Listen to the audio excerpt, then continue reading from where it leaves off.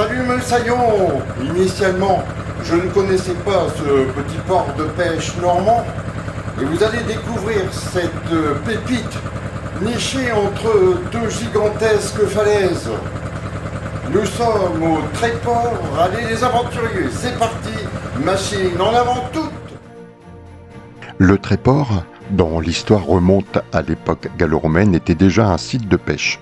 Au Moyen-Âge, c'était un important centre de commerce, notamment pour le sel et le poisson. La ville a également été le théâtre de conflits, notamment pendant la guerre de 100 ans, où elle a été prise et reprise par les Anglais et les Français. À la Renaissance, au XVIe siècle, le Tréport a prospéré grâce à la pêche et à la construction navale. Des fortifications ont été érigées pour protéger le port. D'ailleurs, on en voit encore la trace aujourd'hui. Le Tréport a vu l'arrivée du chemin de fer, qui a facilité l'accès à la ville. Cela a également contribué à son développement en tant que station balnéaire. Le port de pêche est très actif et il est possible d'acheter des produits de la mer directement auprès des pêcheurs.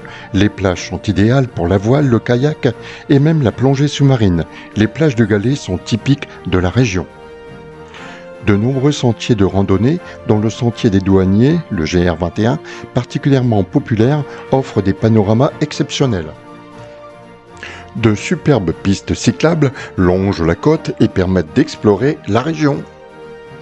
Le Tréport attire de nombreux visiteurs pour ses paysages, son patrimoine et ses activités. Les célèbres falaises de craie blanche, qui arrivent parfois à près de 100 mètres au-dessus de la mer, sont un incontournable. Elles sont classées comme un site naturel et offrent des panoramas à couper le souffle. Inauguré en 1908, le funiculaire de Tréport relie la ville à la falaise et offre une vue imprenable sur la mer, et la ville est sur les prémices de construction du somptueux Trianon, surprise à découvrir. Je vous conseille de vous promener le long du port bordé de nombreux restaurants et cafés où déguster des fruits de mer frais. Vous pouvez aller jusqu'au phare. Il y a le petit marché également, 2 fois par semaine, à côté de la criée aux poissons qui mérite vraiment une petite visite. Vous avez vraiment l'impression d'être au bout du monde. Le Tréport possède un riche patrimoine architectural. L'église gothique Saint-Jacques du XIIIe siècle est célèbre pour son architecture et ses vitraux. Surtout, ne manquez pas de vous balader dans le vieux quartier et admirer l'empreinte des fortifications.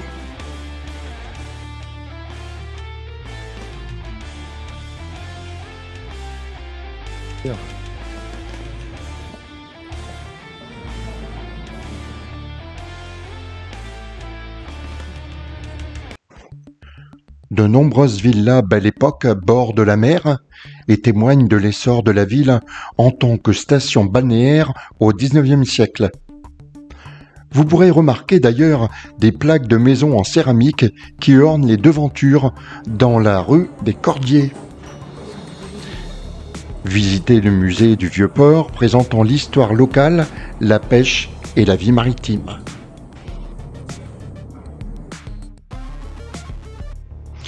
Si vous êtes curieux, vous apprendrez un tas d'anecdotes, comme cette pente qui servait jadis de quai de chargement pour les bateaux. La gastronomie du Tréport est influencée par sa situation côtière. Les restaurants du port proposent une variété de fruits de mer frais, notamment des moules, des huîtres et des poissons. Mais ne manquez surtout pas de goûter aux spécialités normandes comme le camembert, le cidre et les galettes de sarrasin.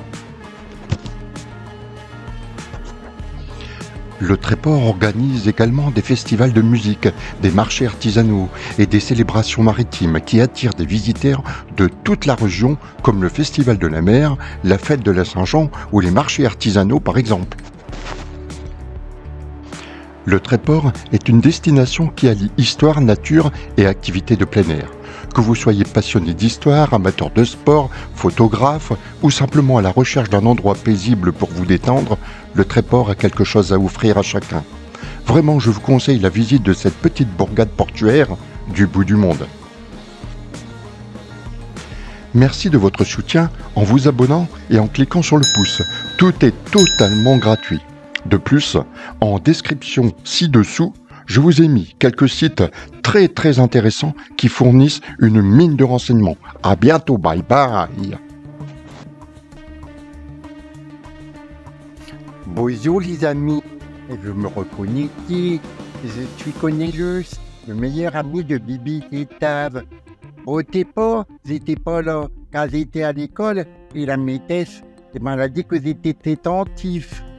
Le TEPA c'était beau et le coucher de soleil, il est, je sais pas comment on dit, mais répandissant. Au bisous.